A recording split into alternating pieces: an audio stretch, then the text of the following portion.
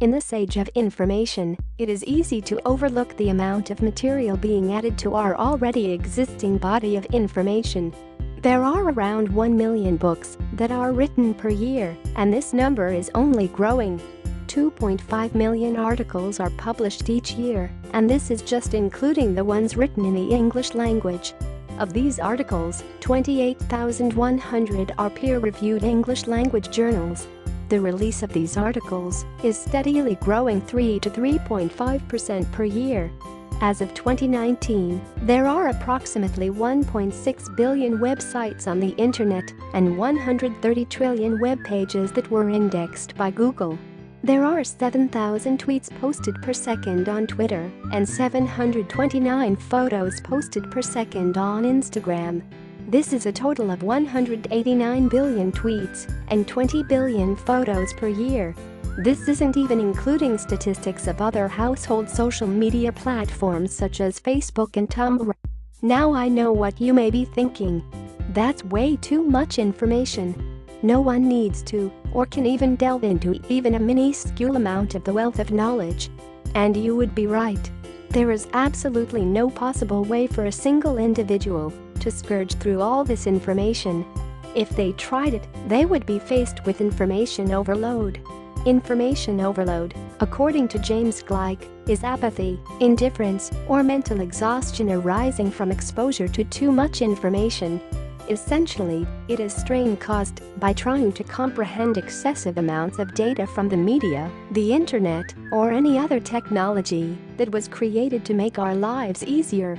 Saturating our days with information makes it hard for us to distinguish between what is actually important. It causes us to feel overwhelmed and stressed out, leading to less productivity. For example, in a survey conducted by the Chartered Institute of Management Accountants and the American Institute of CPAs, results showed that information overload was one of the main contributors to poor decision-making in global business.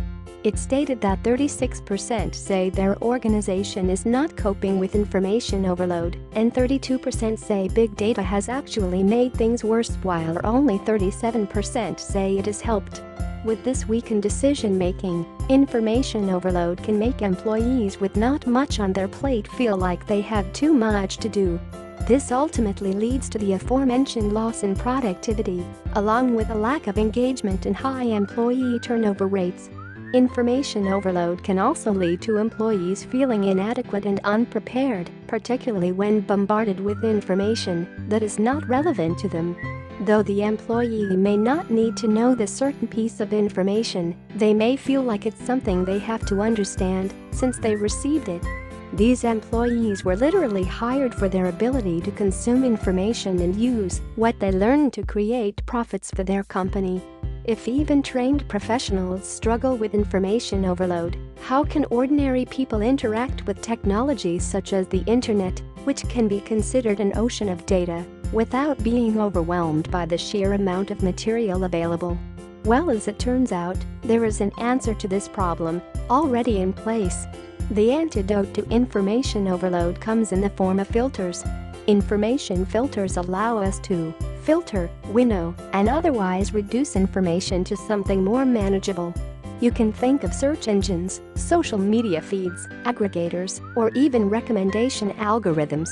It is something that shortens the process of finding information by providing you with options based on relevance, specific details, and certain algorithms.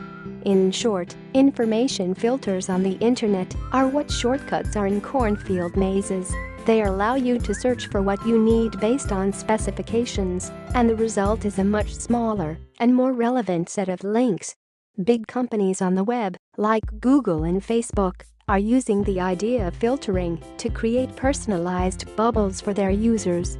For example, being a progressive and waking up one day to find all your conservative friends disappearing on Facebook is an instance of personalized filters at play. Through many algorithms, companies like Google and Facebook are able to create a filter bubble for each individual user, wherein which everything they see is tailored specifically for them. No longer is there a standard search on Google or a fixed ad. Your result is dependent on your filter bubble. What's in your filter bubble is dependent on who you are and what you do, but unfortunately, you actively decide what gets in. More importantly, you don't see what is edited out.